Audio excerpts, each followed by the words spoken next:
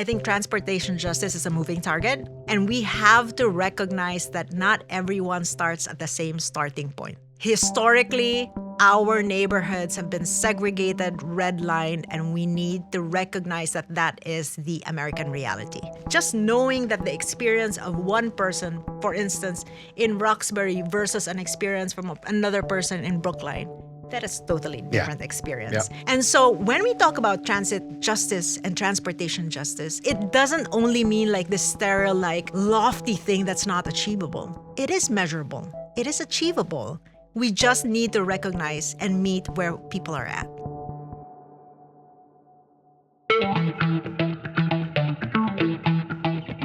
Welcome back to Spilling the Tea, the podcast where we go behind the scenes of the MBTA. I'm your host, Andrew Cassidy of the MBTA's Customer and Employee Experience Department. And for our first episode of 2026, we're joined by Reggie Ramos, Executive Director for Transportation for Massachusetts. We'll talk about her international experience, her time at the MBTA, and what the future of transportation justice looks like in Massachusetts. Reggie, thank you so much for joining us today. Thanks for having me. It's so good to see you. Great to see you as well. So you and I, we've worked together at the MBTA. That's right. But in my exploration of your past, in the history, the story of Reggie Ramos, I stumbled upon some pretty interesting things. You have a very eclectic, let's say, background, starting all the way back in the Philippines. That's right. Can you tell me a little bit about your experience and kind of the origin story of Reggie? Yeah. I mean, eclectic is a really, really good way of saying it. I've worked in different capacities, but I will say that my love for transportation, public transit especially, has been really sort of organic. It's deeply rooted in my own childhood experience. I remember, I think one of the really sort of very strong memories I have with transportation was when I was 12 years old. I had a teacher who had brought me to my first protest. She was very engaged, and there were a couple of students that she, I was a very curious kid, and I was very like asking questions. And she brought me to my first protest. It was all about, a state-sanctioned foreign military presence in the Philippines, in my birth country. And I was there, and, after like, maybe I want to say 10 minutes, I was like hoisted up on like a minivan. And they gave me the megaphone. Nice. Yeah, and I told a story about, how as a country we needed self-determination from a 12-year-old perspective. Wow, that was it, set in stone. Exactly. And what was fun was I never told my parents about that. And when I got home, they were like, oh, so we were driving, and on the car, on the AM radio, a little voice that's familiar to us was blasted. And so, that day I experienced sort of my parents' wrath. But then my dad was like, after they sort of scolded me, my dad was like, oh, that was a great speech, by the way, kiddo. And I was like, yeah, that was my first real encounter with advocacy, really learning about like how little voices have power. Yeah. And that really stuck with me. And now as I look back, and it wasn't at all like, oh, it was on purpose, that it was like on a minibus. Yeah. It's not lost on me that I'm now working in public transit, doing exactly what I did when I was 12 years old, maybe in some less vocal way, but really essentially the same. And so I would say that that's it. I'm also a lawyer by training, so championing causes is not unfamiliar to me. I think that that's really sort of organic about the person that I am. So yeah. So you start off, you're in the Philippines, you're a 12-year-old with your megaphone, right. You're championing causes, but then you take a shift into transportation itself, right. correct? Right. While still in the Philippines? Yes. So I was a trial attorney. I was really, really tired about like litigation just takes a toll on you. And I was really tired. And suddenly I got a call and they were like, how do you want to do transportation? Like on the legal side of things. I'm like, okay, let's give it a try. So I started doing that. I started helping the department think about how to look for funding through public-private partnership, but also just expanding sort of the reach and footprint of what we could do with public transit back home, which is really, really, still very problematic, and resources are scarce in the global south. And so that became sort of my entry point. But then as I got more sort of into the work, I had asked my boss, who at that time was the Secretary of Transportation, and the president, if I could probably take on more of like a negotiator or like an international compliance role, and that led me to become one of the lead negotiators for climate change in the Philippines, and which offered so much more of a broader experience for me. But being in the Department of Transportation for an entire country really changes your perspective. Like it changed the way I saw access.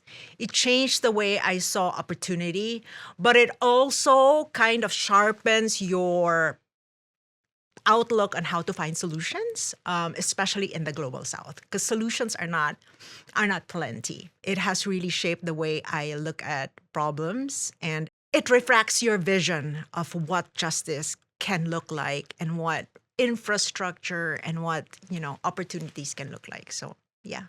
I mean, that's absolutely incredible too. Like at that scale for a country, you were Undersecretary of Transportation, Yes, correct? yes. And I believe you worked on even developing airport while you were there. Yeah. So one of the exciting things is like it's now I'm so proud of that airport.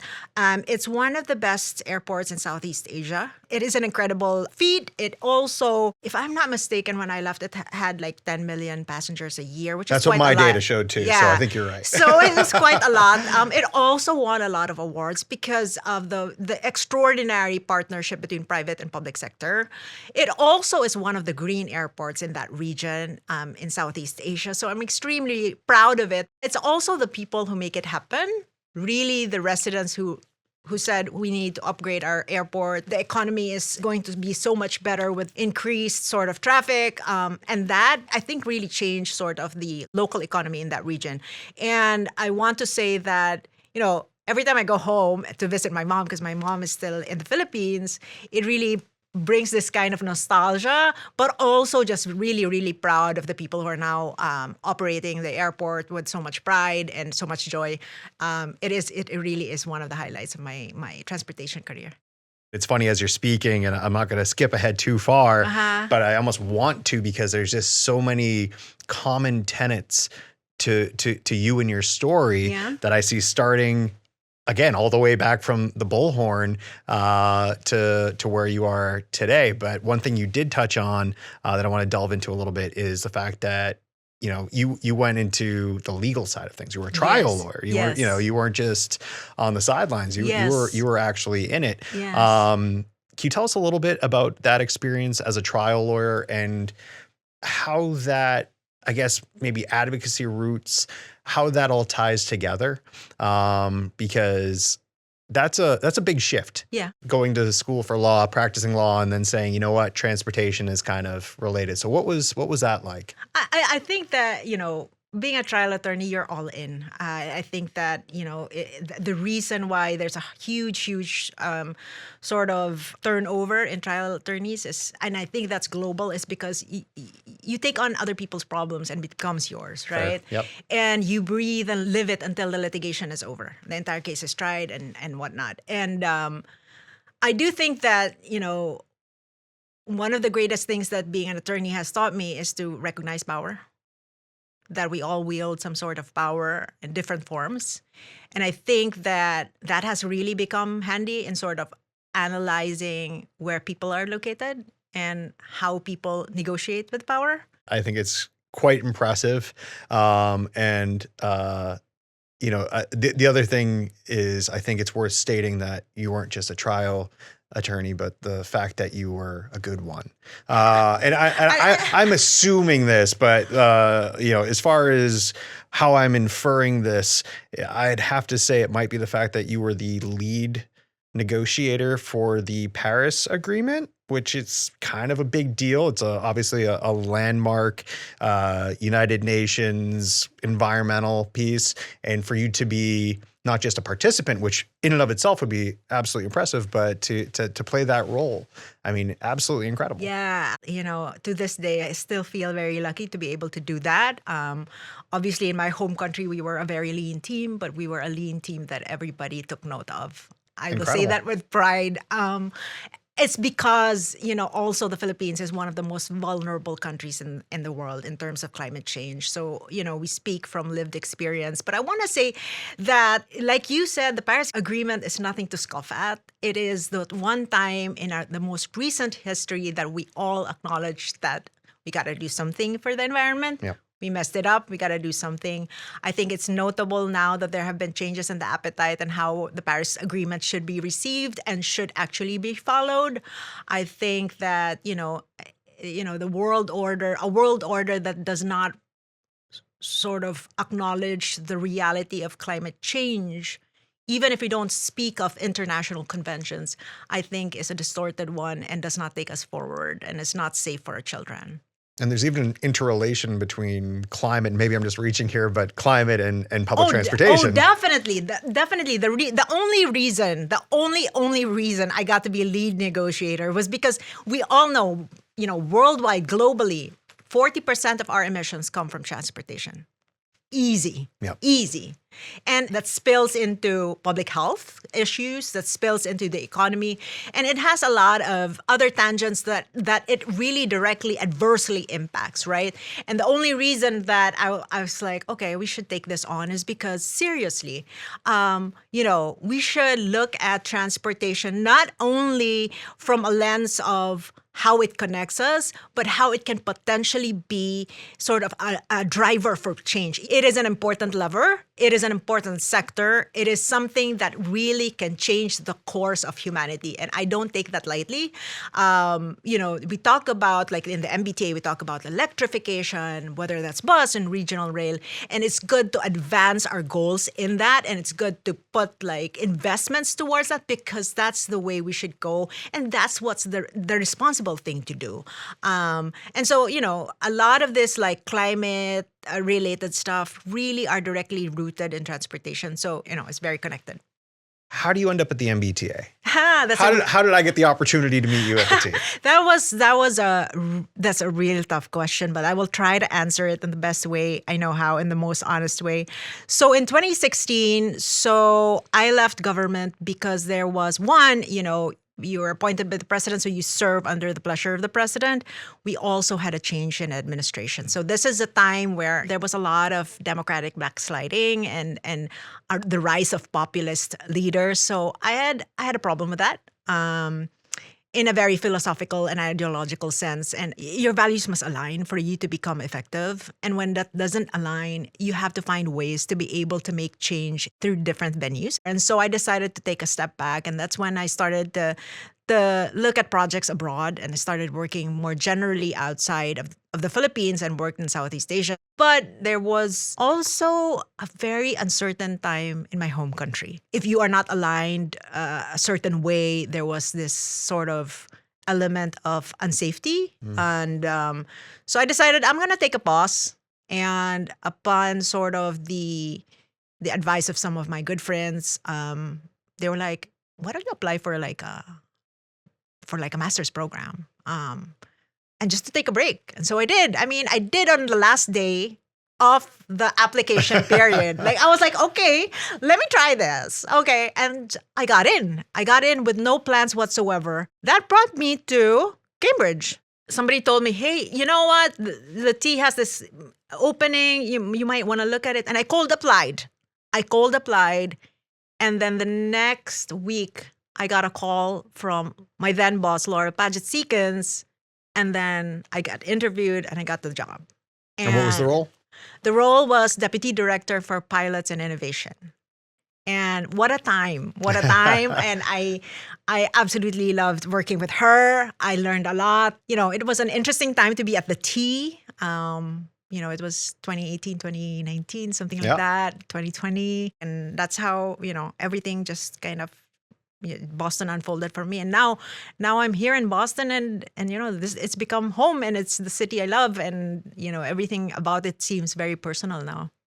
What was your experience at the MBTA like? And what were some of the projects that you worked on? And then how did actually being in the mix of it? I mean, obviously you'd had previous experience, working directly in transportation, but how did the MBTA and working in Massachusetts in that space how did that shift your perspective on getting things done here versus in your previous role? There were definitely a lot of similarities. I think transportation is such a universal theme. No matter where you are in the world, the challenges are the same. Only the scale is different, Fair. and the methodologies might be different at one point or another. But obviously, the same problems. It's I think one of the key areas of humanity that like ties us all. We all need to get somewhere. Yeah, exactly, exactly. So I think that, and then the other piece is that I also, in my previous roles, I had reached the level of decision maker. And now, being deputy director of pilots, I wasn't the decision maker. I was one of those who gathered data and presented sort of how I thought, and that, how I thought the program should go. And I think that sort of created for me a consciousness of, one, the devil is in the details. Yep. Two, the need to actually look into the intricacies of all the projects. Yep. And I think that is also like a test of, and I will say this with love, patience. A lot of the projects at the T, I'm sure it's still true now because, it is a labor of love and a labor of time. And I say that because transportation projects is a long haul, long-term horizon. There, I had this boss who said once, you are lucky if you started a project, able to ground break it, and see it actually implemented. Yeah. Yeah, because it literally takes Long 20 term. years. Yeah.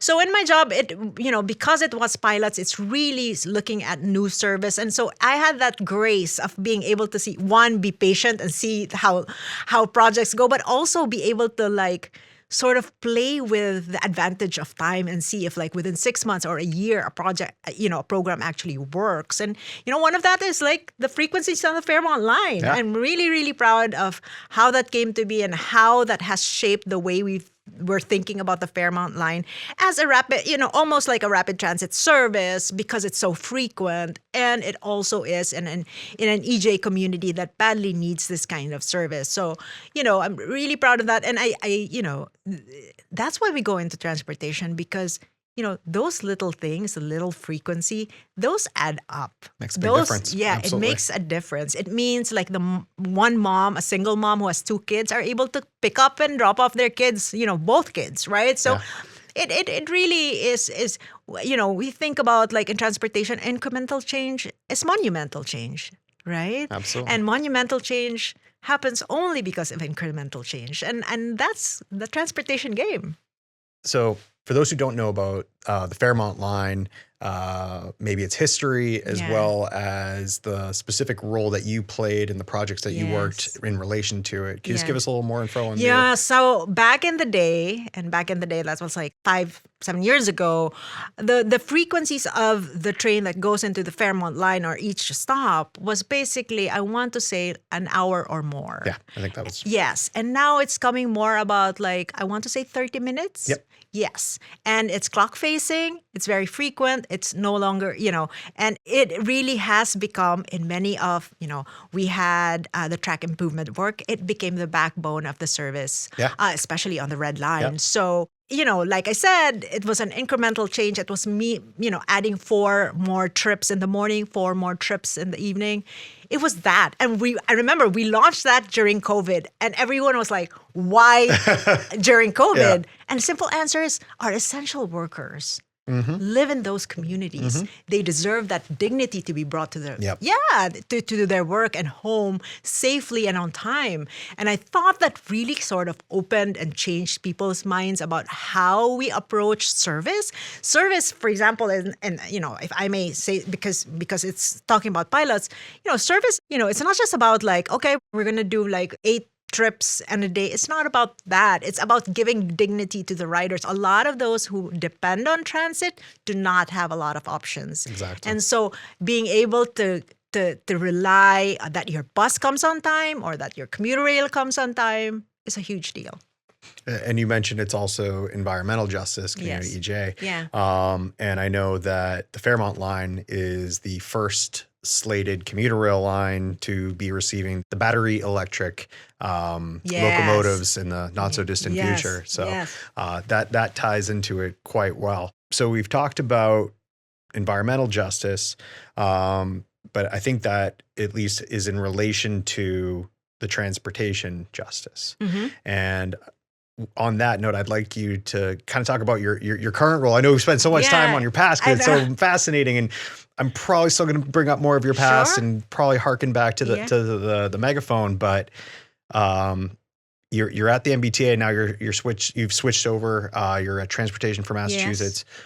What is Transportation for Massachusetts? Tell us about what its priorities are, what its scope is, and just give us a rundown of what that role and what that organization is all about. Okay, do we have like 5 hours? Yes, we have all the time in the world. So, Transportation for Massachusetts, or T4MA, is a coalition of diverse, nonprofit, community-led organizations that advocate for transportation justice and equity. Wow, that's a mouthful. Nailed it. Yes, the first time. But also, we do a lot of work directly with communities. We also center our work on the basic explicit premise that decades of transportation planning had been inequitable, especially for low-income communities of color, and that needs to be addressed. And so we do this in a variety of ways. T4MA, the way we approach transportation is that we see it as the inextricable link to housing, public health, education, opportunities, Absolutely. Environment, climate. So we see transportation as the thread that goes through all these sectors that impact our quality of life. So unlike before, T4MA is actually very multi-issue now. We make sure that folks in housing are very much engaged in the transportation conversation. And that shows up in the work that we do in our policy, in our research, in the way we invest in communities. We help support organizations that do transportation-related stuff and social justice-related stuff. Because we think that all the things that define your quality of life, whether it's transportation, whether it's, access to health, access to opportunities, all that make a whole person that makes all of the state flourish. So there's also work that we do insofar as strengthening our coalition. That's basically also, investing in awareness, foundational education of what transportation can do. What are the projects that will help make service more reliable for certain communities and neighborhoods? So there's that sense also. We also are a convener and a connector. We host a lot of tables, Andrew. We are a statewide organization, so we're not only just talking about the T, we're also talking about the 15 regional transportation authorities across the Commonwealth. So you're truly across. Yes, we're truly across. And we also work on other hyper-local issues that deal with microtransit, that are community-led. And so these are things that, you mentioned eclectic, but this is kind of the eclectic basket of transportation that we have in the Commonwealth. We try to be in all those spaces, representative of the community that is impacted by transportation service across the community. How many communities are you dealing with, if you know off the top of your head? So I want to say that more than half of our membership is outside of the greater Boston area. And that is a conscious decision. Excellent. Because we wanted to hear from folks at the Cape, especially folks at the Cape who need to access medical needs in Boston. Yeah. So we also have presence in the hill towns, in the Quebec Valley, in the Berkshires, in the western part of the state, central. And it is a conscious decision for us to have some presence in areas, for example, like Pittsfield, Springfield. Like the needs of folks in those regions are so different than those in the greater Boston area. And we must recognize that in order to address it, right? But overall, I think that when you talk about transportation across the Commonwealth, we need to have an expansive view of what that means, and an investment in the T, investment in the RTAs, that all should be equally addressed. What does the relationship between Transportation for Massachusetts and the MBTA look like? And I bring this up because we've had other advocates on from Transit Matters, from A Better City, and I think there's an external perception that there's an adversarial relationship between advocates and the MBTA. And again, not that we're always in agreement on everything, but what is that relationship actually look like on a day-to-day with you when it comes to a project that might be involved with, let's say, our service area? And what do you think the public might not know about that relationship? Yeah, so I think that, advocates and the MBTA, we're both change makers. I think that's basic, and it's very clear we are change makers that wield different forms of power, shapes of power, right? We sort of amplify community voices based on their experience, which help inform your policy. And you folks determine policy or implement policy depending on the project, right? So I do think that we are sort of like obviously there are a lot more stakeholders. Of course, Yeah. Legislators, the administration and all that. But I would like to think that, between advocates and the MBTA, we are part of the seesaw that balances sort of what transportation justice can look like in the greater Boston area. So or for the Commonwealth for that matter, I do think that we also, advocates, have this really sort of unique role in checking power, right? Checking whether the MBTA is, responding to the needs of residents. And the MBTA's power is also to connect with communities and say, we need to do this because this is the way we sort of can provide you with the services you need. So it's a yin and yang. I always think about it. But at the end of the day, both forces are change makers. We just wield power differently. And in the moment that we have policy that actually works, that's when we hold each other accountable and are able to hold like this equilibrium that makes, moving forward, advancing something worthwhile and everyone benefits. Yes, I love exactly. it. So I'm going to challenge you now. Yeah. Can you define transportation justice and then maybe give us a couple of examples of what transportation justice might look like in different communities? So maybe what it looks like in regards to the MBTA and more Metro Boston, Eastern Massachusetts, but maybe what that same issue might look like in the Berkshires or somewhere else with an RTA. Yeah, that's a great question. I think transportation justice is a moving target. I do think that it's rooted in our ability to access opportunities and whether those opportunities relate to education, to employment, to health services. It's that. And we have to recognize that not everyone starts at the same starting point. All right? Historically, our neighborhoods have been segregated, redlined, and we need to recognize that that is the American reality. We also have to recognize that there are interests that doesn't necessarily align with the best of our quality of life in mind. So I think just knowing that the experience of one person, for instance, in Roxbury versus an experience from another person in Brookline, that is totally different experience. Yeah. And I challenge anyone who says it's the same to take the 66. Yeah. Take the 66 bus and see from end to end what it looks like. Because I'm willing to bet if you're a person from Roxbury who has to go to, let's say, downtown or City Hall, the Boston City Hall, and a person from, let's say, Kenmore, totally different transit experience. Yeah. And so when we talk about transit justice and transportation justice, it doesn't only mean like this sterile, like, lofty thing that's not achievable. It is measurable. It is achievable. We just need to recognize and meet where people are at. And we have to be honest about that. And I think that one of the tools that we could really use is, and I always say this to my transportation friends, even, always please try to take public transit because it grounds your reality of how much true. Yes. Yeah. Of how much privilege you hold over others. And I want to really, one of the interesting things that I'm looking at right now, it's called the Housing and Transportation Index. I don't know if you're familiar with that, but it looks at sort of the cost of housing as a percentage to your income, right? So here's like the tricky part. If you're in Boston, I want to say housing takes about, close to 30% and transportation maybe 10%.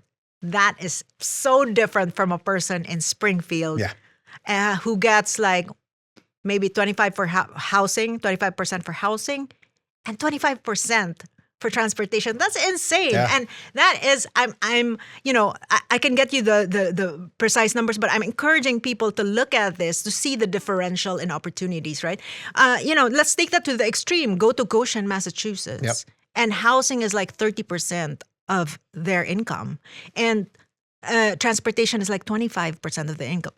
Simply because there is no public transit. Yeah. So it's going all towards the car, to gas, parking, all these other pieces. I always say this, there is no affordable housing as long as there is no affordable transportation that's available to the people.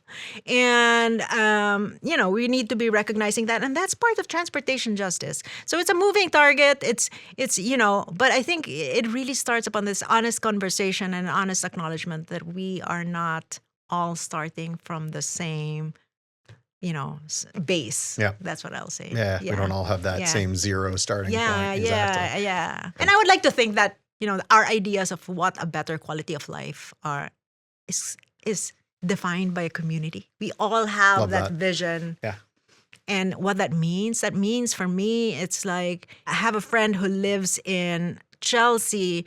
That means for me that she gets the availability of transit that's available to me in Brookline, and we get to our meeting place together on time taking public transit. Yeah. I mean, you know what I mean? Yeah. Yeah. And it can be as basic as that, but it can be very integral and very life-changing. Absolutely.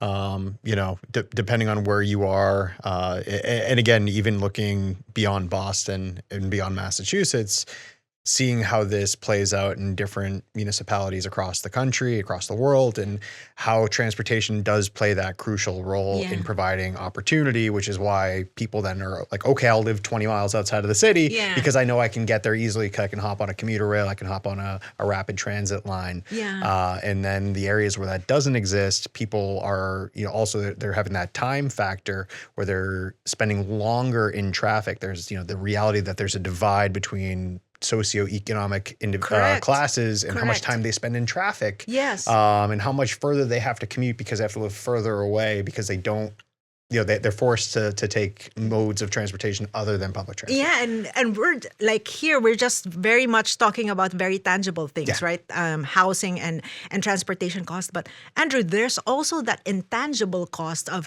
being stuck in traffic. Yeah. If you're stuck in traffic, and we have the worst traffic, like number 4 in all of the U.S., that deprives a person who is stuck in traffic for 2 hours at a time, that deprives a person the leisure and the power to be in his thoughts and to develop that part of his Socratic brain that enables him to contribute to society. Absolutely. And we have not put a price on that. No. On the idea that we can use that time to connect with another human being in our community. That is the intangible cost that's not been accounted for. And I want us to pause and think of what is the society and the city we want to be at? And Yeah. No, and if you keep going down that rabbit hole, it's you're not spending as much time with your family. Yeah. Maybe you're not able to make dinner, and that means you're maybe eating something that's a less healthy option for you. Yes. But again, it just coming into the MBTA, I didn't understand / appreciate all the different factors that transportation plays on people, but it really is unending, and it all goes back to that point about opportunity. Yes. Do you have maybe, based off of, I know we've said it's a shifting target, but at this moment in time, do you see kind of maybe 3 priorities as far as transportation justice in Massachusetts? Yeah, I mean, one is, of course, making sure that, we have robust service across the Commonwealth, starting with the MBTA, for instance. That means that can only be made possible if we have sufficient funding, if we are able to invest in our transportation systems across the Commonwealth and make that is a top priority for us. Making sure that we are able to expand service in the way that is frequent and that reaches folks that don't have any other option but public transit. So that's top of mind. And then there's also this equity piece, Andrew, which can go into how affordable accessing public transit is, right? So, it's great that we are able to do the income eligible reduced fares program at the T, and then the RTAs are free fares. So, those are life-changing programs. Yeah. And it's so happy that that is now up. And also thinking about sort of accessibility, right? Like people with disabilities also deserve to access our transportation a network without much difficulty. And so, that is also a priority. And then also thinking about, even bus service, Andrew. I really, really am. I'm a bus person. I have a bias towards bus because it really is from, it takes you, it gives you a very intimate view of neighborhoods. Yeah. And even just taking the one, right? And from end to end, terminus to terminus. Yep. I mean, it tells you the story of what Boston is and who Boston is, right? And so, and maybe I'm romanticizing here, but if you ever have You're in the time, right place to be doing it. So you're talking to the right audience. Yeah, if you ever have the time, take a bus from terminus to terminus and see how everyone's faces change from stop to stop and how neighborhoods feel different. And, when you speak of equity, more than a majority of bus riders are low income, and more than a majority of them are people of color. And so ensuring that, we have bus lanes that, make our buses run more efficiently and safely, that's an issue of equity. Making sure that buses are actually available when people need them. Yeah, and on time. That is an issue of equity. And so those are kind of our priorities that, they are a lot. We have a lot of priorities. There's also pieces in transportation that we're looking at, such as, eliminating debt-based license suspension. It's very real for a lot of folks. People, licenses get suspended because of fees and tolls and whatnot. And we need to kind of re-examine that, and we need an overhaul in that. Yeah. As you stated, Transportation for Massachusetts is truly a coalition. Yes. So it's not just one organization, so to speak. It's really the joint effort of many pieces that make up all these multitude of partnerships, multitude of communities. Yeah. And I wanted to speak about the community piece. Yes. How do you bring in that community understanding when you are talking at a state level? How do you, understand what's happening, let's say in like Chelsea or Everett versus what's happening out in Worcester or Springfield? Yes. How are you understanding those needs and then translating that into the vision that they want? That's a great question. So at T4MA, we don't determine policies just with staff or my board. We don't do that. Our policies are determined by our members. So at the heart of our policy priorities is the lived experience of the community. So right now we have about 32 members at T4MA, and then we hold a lot more members in our what we call other coalitions that we hold, as like Transit is Essential, for example. There's like more than 50 organizations in that coalition. So it's a very consultative process. We also have the opportunity to kind of engage them in grassroots organizing. So in that venue, we are able to do focus groups. We are able to do very sustained listening sessions with them. And we determine our priorities based on our members' needs and actual community experience. So I want to say that whatever we prioritize, that is largely drawn from the experiences of our communities that we serve. And I want to really make a big deal about that, because for us, it's not really just coming up with priorities that we pursue. It's really sort of giving respect to people's agency and the power of their stories, and making sure that at the heart of the policy is the people. And that's what we try to do at T4MA. So we do not do anything without communities saying us to pursue something. So it's really not dictatorial. It's not just asserting power. It's again, going in, providing providing space for others and providing support where necessary. I mean, I think I have a little bit of a curveball for you, but and again, maybe I'm completely reaching here, but do you think that your experience, your eclectic experience, which also includes running a flower shop, Do Yes. you think that being a fixture in a community changes how you interact with communities? Yeah, definitely. I think that as human beings, we carry with us our Yep. own personal experiences, Very true. stories. Yeah. So I try in T4MA, we try to listen first. We don't go into communities prescribing or diagnosing the problem. I think our strength lies in listening and letting the community determine how they want their problems addressed. Because oftentimes communities have the solution. Yeah. And we want to also be hosting sort of that table so that sustained conversations can happen between different stakeholders, right? And so we hold a lot of spaces. We have a space where we have sustained conversations with, organizations that represent people with disability, pedestrians, bikers, and that's by design. That these are, I always underscore the value of sustained conversations, because conversations that only happen in the guise of community engagement and occasionally does not foster trust and does not result into an honest diagnosis of the problem. Well said. Yeah. We operate in the speed of trust, like they say, right? And so relationships need to be nurtured, and we can only really achieve that sort of honesty if we are there. Do you have an example of maybe a recent community that you've worked with and what that relationship looked like between T4MA and that municipality or group? Yeah. So we work with, I love working with these organizations, and I'm going to give a shout out to them. We work a lot with the Coalition for Social Justice. They're based out of New Bedford and Fall River. We also work with the New England Community Project. And last summer, we did like an organizing school, or T4MA joined NECP's organizing school. And in that organizing school, really just sort of breaking down to folks, what are their transportation opportunities? And that's the South Coast. They just got the commuter rail. And so there's a lot of questions and feelings around that, Absolutely. right? But from that experience, we were able to identify for them sort of what they had wanted to be able to engage with the commuter rail.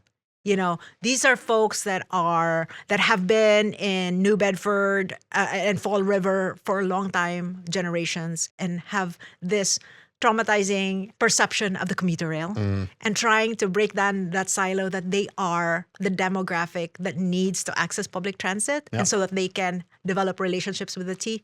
And I'm sure I know now former colleagues at the T, and I call them friends. I have the privilege of calling them friends now. And we've had conversations about, really just fostering this kind of relationship. And that really brought about this consciousness of, how to leverage public transit, but also raising the level of access to have these conversations. And so now between these organizations and mine and the T, we're able to kind of, it's not perfect, but we're kind of able to like uplift, the community thinks this way and that way. And also like just how to deal with their own transit authorities in their local neighborhoods. So that's a good example of how to foster and just being there for fostering relationships. These are long-term. The other pieces are, we've worked with, T4MA has worked with a lot of groups in making, we used to call it low-income fares. It's now income-eligible reduced fares. And so, that also is a sustained partnership with a lot of groups and advocates and the T, right? I'm one of those very, very lucky ones to see that project from both sides and also working on it from both sides. So that is just what years and years of relationships can do. So it's 2026. Yes. Which means that it's a 250th anniversary of the country. And maybe I'm just in a historical revolutionary mindset. But again, Why that not? vision of you with the megaphone, Boston has its roots in kind of going out there and speaking its mind. Let's say that. Yes. How do you draw on that history? How Oh do my God. how do you bring in that revolutionary, throw tea in the harbor mentality that Boston has imbued in its DNA? How does that translate to the advocacy world, and what does that actually look like? I think Boston, if there is any state or city that is ready to meet the moment, it is Massachusetts and Boston. I say that without any sort of hesitation. Listen, Frederick Douglass protested segregation on trains. From Lynn going all the way to Boston. That was, I want to say, how many years? 200 years ago? So definitely we can draw so much from our own history, right? But I also think that we live in a world where democracy, our ideas of democracy, is being challenged by forces that are seeped into our way of life. Our challenge is to genuinely look at our neighbors and ask them how they're doing, what is their truth, and what makes up their truth. And I say that because in a world where you're bombarded with propaganda, with a vision of a world or a country that is not innately yours, I want people to recognize that power resides in them. I believe people recognize that, and I want to remind them that it does. And because I'm a transportation advocate, I will say, use the centrality of the streets of transportation in our own civil rights history. Montgomery bus boycott, even just the 2020 racial reckoning. Central to that was public transit and how it played a key role in upholding democracy and liberties and freedoms as we recognize them. So, coming to the 250th anniversary, we are faced with this monumental time in our own history where we kind of reflect on what does democracy mean and what does it really mean to every single American, whether immigrant or has been here since before America was America. And so, I think that is a huge question everybody should be asking, and I think we should reflect on it and more importantly, act on it. And I believe that Boston, Massachusetts in particular, we are fully equipped to meet the moment. Couldn't agree more. Reggie, thank you so much for taking the time to speak with us today. Thank you, Andrew. I had such a great time. Thank you. And that's a wrap on another episode of Spilling the Tea. I want to thank Reggie Ramos for taking the time to speak with us, to share her thoughts, ideas, and perspectives. I also want to thank you for listening. If you have any questions, thoughts, or ideas for future episodes, shoot us an email at social@mbta.com. I also want to thank the Menino Convention and Exhibition Center for hosting us and allowing us to record this podcast here today. Until next time, I'm Andrew Cassidy, and this has been Spilling the Tea.